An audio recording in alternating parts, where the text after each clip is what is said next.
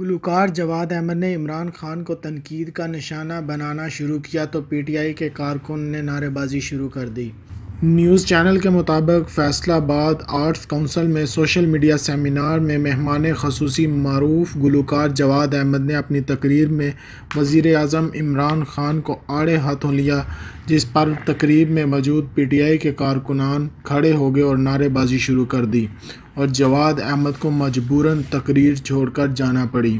جواد احمد نے سیمینار سے خطاب کرتے ہوئے ملک کے سابق حکمرانوں پر تنقید کی اور ساتھ ہی موجودہ وزیر اعظم پر بھی تنقید کے نشتر برسائے۔ کہا کہ عمران خان اور نواز شریف ایک ہی سکے کے دو رخ ہیں، سب غریبوں کا خون چوس رہے ہیں، ملک میں کبھی کوئی تبدیلی نہیں آئے گی، جس پر حاضرین نے شور مچا دیا اور تحریک انصاف کے ایک نوجوان نے سٹیج پر جا کر جواد احمد کا مائیک بند کر دیا اور وزیر اعظم زندہ باد کے نعرے لگوائے۔